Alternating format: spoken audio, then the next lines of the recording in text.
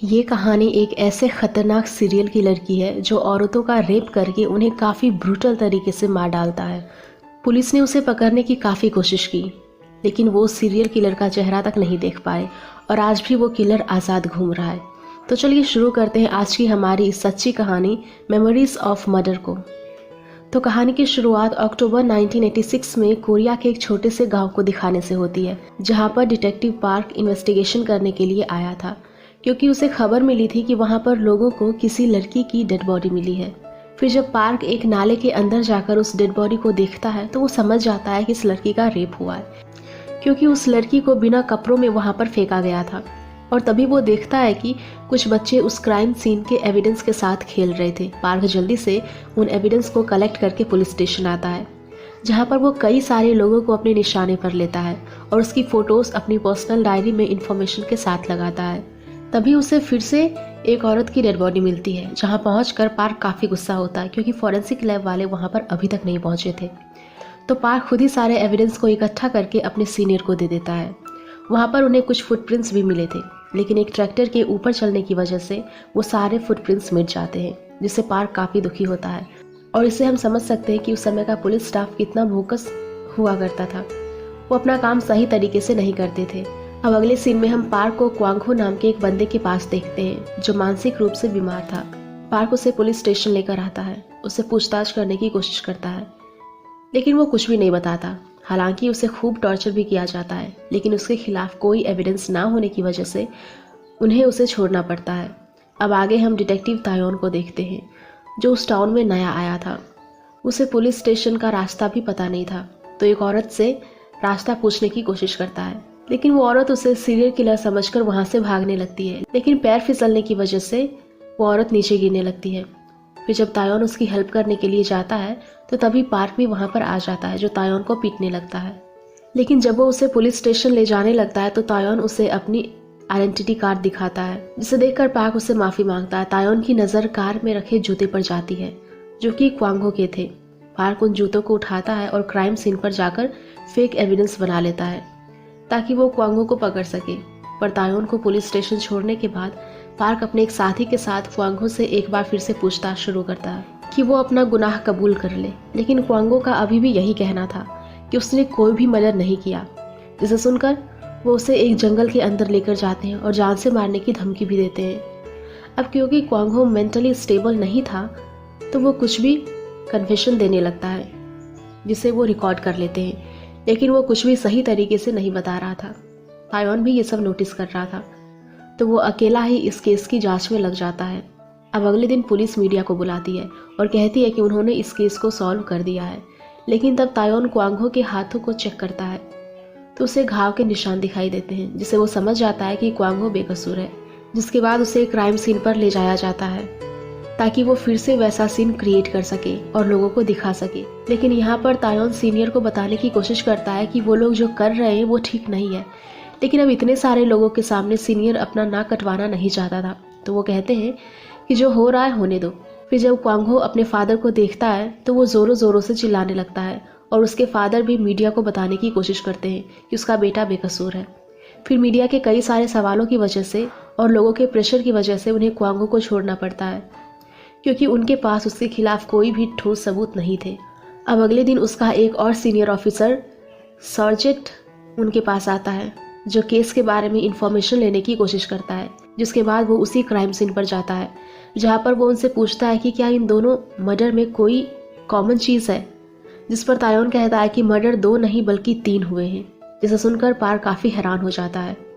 जिसके बाद वो सर्जेंट को एक रिपोर्ट दिखाते हुए कहता है कि 2 महीने पहले एक औरत गायब हुई थी, जो अभी तक नहीं मिली, और सारे मर्डर रात के बारिश के समय हुए थे, और सारी औरतों ने रेड कलर के कपड़े पहने हुए थे।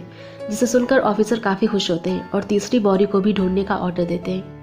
फिर काफ़ी छानबीन करने के बाद उन्हें उस औरत की बॉडी भी मिल जाती है, जिसे चेक करने पर डॉक्टर बताते हैं कि इसके साथ भी ज़बरदस्ती की गई है, और बॉडी की हालत काफ़ी ख़राब होने की वजह से उन्हें उस किलर का DNA सैंपल भी नहीं मिल सकता, जिससे वो काफ़ी डिसअपॉइंट हो जाते हैं। अब एक रात काफ़ी तेज बारिश हो रही थी और एक औरत ने रेड कलर की जैकेट पहनी हुई थी। फिर तभी उसके हस्बैंड का कॉल आता है, जो उसे फैक्ट्री में छाता लेकर बुला रहा था। फिर जब वो औरत फैक्ट्री की ओर जाने लगती है तो तभी उसे ऐसा महसूस होता है कि उसका कोई पीछा कर रहा है।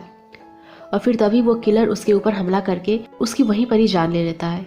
अब अगले दिन पार्क अपनी टीम के साथ उस डेड बॉडी के पास पहुंच जाते हैं, जहां पर उन्हें पता चलता है कि बारिश की वजह से उस किलर की फुटप्रिंट्स मिट चुकी है, जिससे वो काफी दुखी होते हैं। और वो सभी डिस्कस कर ही रहे होते हैं कि वो कातिल को कैसे पकड़ेंगे कि तभी उनके पास इंस्पेक्टर क्योको आती है, जो उन्हें एक FM रेडियो कस्टमर के बारे में बताती है, जो हर बारिश की रात को एक सैड सॉन्ग बजाने के लिए कहता है, जिसकी वजह से उसने रेडियो से ब्रॉडकास्टिंग की रिपोर्ट भी मांगी थी, जिसमें उसने नोटिस किया था कि हर मर्डर की रात को ये सॉन्ग प्ले किया गया था। लेकिन ये सुनकर वो सभी उसका मजाक उड़ाते हैं, लेकिन तायोन उसकी इन बातों को काफ़ी सीरियसली लेता है और इन्वेस्टिगेशन करने के लिए रेडियो स्टेशन जाता है, जहाँ पर वो उनसे उन सभी कॉलर्स की ब्रॉडकास्ट मांगता है। तो वो बताते हैं कि उन्होंने सारे पुराने ब्रॉडकास्ट को कचरे में फेंक दिया है, जिस वजह से तायोन कचरे के डब्बे में ढूंढने की काफ़ी कोशिश करता है, लेकिन उसे कुछ भी नहीं मिलता। इधर हम पार्क को उसकी वाइफ के पास देखते हैं, जो उसे सजेस्ट करती है कि तुम्हें कोई तांत्रिक के पास जाना चाहिए, शायद उसकी मदद से तुम किलर को पकड़ने में कामयाब हो जाओ। फिर पार्क भी एक तांत्रिक के पास जाता है, जो उसे एक रिचुअल फॉलो करने के लिए कहता है, जिसकी मदद से उस किलर का चेहरा अपने आप इस कागज के ऊपर ड्रॉ हो जाएगा। फिर जब पार्क अपने साथी के साथ उस क्राइम सीन पर जाता है तो उन्हें वहां पर तायोन दिखाई देता है, जिसे देखकर वो वहीं पर ही छुप जाते हैं। लेकिन तभी तायोन को भी किसी के आने की आवाज़ सुनाई देती है, जिसे देखकर वो भी झाड़ियों के पीछे छिप जाता है, ताकि वो देख सके कि वो यहाँ पर क्या करेगा। फिर जब वो पर्सन वहाँ पर आता है तो वो अपनी जेब से लड़कियों के प्राइवेट कपड़े निकालकर ज़मीन पर रख देता है और उसके ऊपर मास्टरबेट करने लगता है। लेकिन जब वो पर्सन इन सभी को देखता है तो वो अपनी पूरी जान लगाकर वहाँ से भागने लगता है। तो ये तीनों भी उसे पकड़ने की काफ़ी कोशिश करते हैं। वो पर्सन एक फैक्ट्री के अंदर आ जाता है, जहाँ पर सभी लोग ने एक ही जैसे कपड़े पहने हुए थे, जिनमें उसे पहचान पाना काफ़ी मुश्किल था।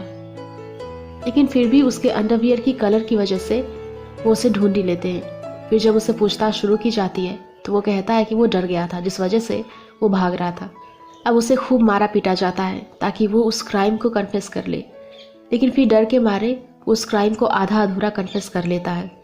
जिसके बाद तायोन एक स्कूल के अंदर जाता है, जहाँ के बच्चे का मानना था कि वो किलर उनके स्कूल के पास ही एक आउट हाउस के अंदर रहता है। फिर जब तायोन उस हाउस के पास जाता है तो उसे वहाँ पर एक औरत दिखाई देती है, जो उसे देखते ही अपने घर के अंदर भाग जाती है। लेकिन तायोन उसे बताता है कि वो पुलिस से है, जिसे सुनकर वो औरत अपने घर का डोर ओपन कर देती है। औरत उसे अपनी कहानी बताने लगती है कि 1 साल पहले उस किलर ने मेरे साथ ज़बरदस्ती की थी, लेकिन उसने मुझे जिंदा छोड़ दिया क्योंकि मैंने उसका चेहरा देखा नहीं था। लेकिन हाँ, उसके हाथ काफ़ी छोटे और सॉफ्ट थे, जैसे कि लड़कियों के होते हैं। फिर जब तायोन पुलिस स्टेशन आकर उस पर्सन के हाथ चेक करता है तो उसके हाथ सॉफ्ट नहीं होते, जिस वजह से तायोन पार्क से उस आदमी को रिहा करने के लिए बोलता है, जिसे सुनकर पार्क उसके साथ झगड़ने लगता है। लेकिन तभी उन्हें रेडियो पर वही सैड सॉन्ग सुनाई देता है और बाहर बारिश भी हो रही थी, जिससे तायोन समझ जाता है कि आज फिर से किसी और औरत की मौत होने वाली है। और फिर अगली सुबह उन्हें फिर से एक औरत की डेड बॉडी मिलती है, जिसे काफ़ी ब्रूटल तरीके से मारा गया था। लेकिन अच्छी बात यह थी कि उन्हें उस आदमी का एड्रेस पता चल जाता है, जिसने कल रात उस सैड सॉन्ग को प्ले करवाया था। उस एड्रेस पर पहुंचने पर उन्हें वहां पर कोई भी दिखाई नहीं देता, लेकिन तभी एक औरत वहां पर आती है, जो उन्हें बताती है कि ये घर मेरा है और मैंने इसे एक पर्सन को रेंट पर दिया था, जो उस फैक्ट्री में काम करता था। और फिर फैक्ट्री के अंदर जाकर वो उस पर्सन की फोटो देखकर उसे अरेस्ट कर लेते हैं। पूछताछ के दौरान उनके हाथों को भी चेक किया जाता है, जो कि छोटे और सॉफ्ट थे, जिसे देखकर उनका शक और भी ज्यादा बढ़ जाता है। और ये सारी घटनाएं इस बंदे के इस टाउन में आने के बाद से ही शुरू हुई थी, लेकिन वो इन सभी बातों को मानने के लिए तैयार नहीं था, जिससे एक ऑफिसर को उसके ऊपर काफी गुस्सा आता है और उसे मारने पीटने लगता है, जिसे देखकर उनका सीनियर भी उसके ऊपर काफी गुस्सा हो जाता है, क्योंकि पुलिस ऐसे किसी पर भी हाथ नहीं उठा सकती। अब तायोन और पार्क काफी दुखी हो रहे होते हैं कि वो कातिल को पकड़े तो पकड़े कैसे। वो फिर से उसी कन्फेशन को सुनते हैं, जो उसी पागल आदमी क्वांगहो का था। उससे पूछताछ करने के लिए वो उसके घर जाते हैं, लेकिन जब क्वांगहो पुलिस को देखता है तो उसे काफ़ी ज़्यादा डर लगता है और वहाँ से भागने लगता है। पुलिस भी उसके पीछे पड़ जाती है और भागते भागते वो उसी जगह पर आ जाते हैं जहाँ उसे दूसरी डेड बॉडी मिली थी। वो ऑफिसर उसे काफ़ी समझाते हैं, जहाँ पर वो बताता है कि उसने उस सीरियल किलर को देखा है कि कैसे वो लड़की को मार रहा था। ये सुनकर पार्क उसे उस बंदे का फोटो दिखाता है और पूछता है कि क्या वो ऐसा दिखता था।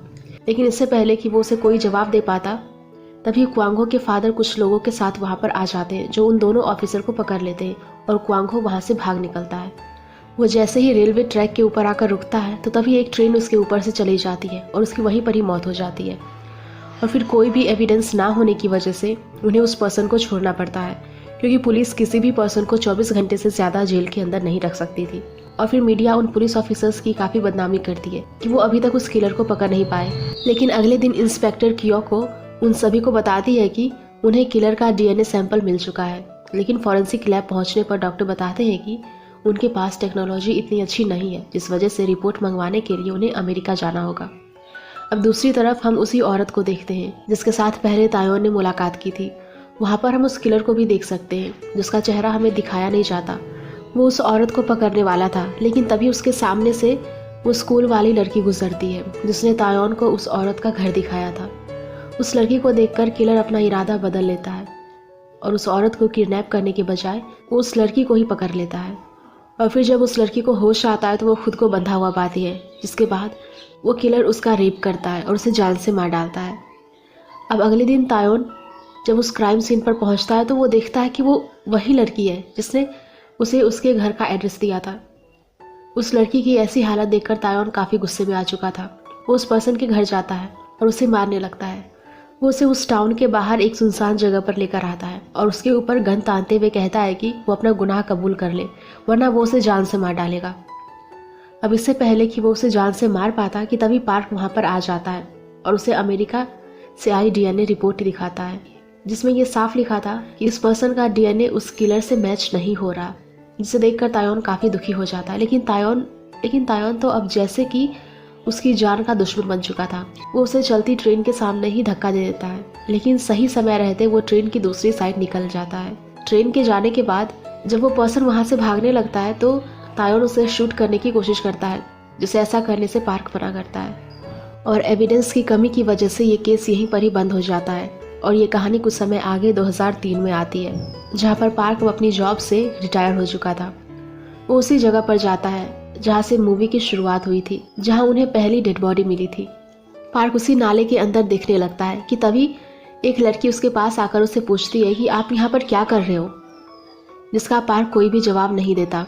तो वो लड़की बताती है कि कुछ दिनों पहले एक आदमी भी इस नाले के अंदर दिख रहा था, जिसे सुनकर पार्क उससे उस आदमी का हुलिया पूछता है। तो वो बताती है कि वो काफ़ी आम आदमी की तरह ही दिख रहा था, जिसे सुनकर पार्क काफ़ी हैरान होता है और हम ऑडियंस की ओर देखने लगता है और ये मूवी यहीं पर ही ख़त्म हो जाती है। तो दोस्तों, ये एक सच्ची कहानी थी जो कोरिया में घटी थी और ये दुनिया का सबसे संगीन केस था जिसे आज तक कोई सॉल्व नहीं कर पाया कि आखिर वो किलर था कौन और वो औरत को इस तरह से मारता क्यों था।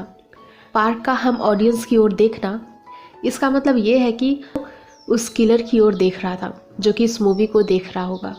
और इसी के साथ ये मूवी यहीं पर ख़त्म हो जाती है।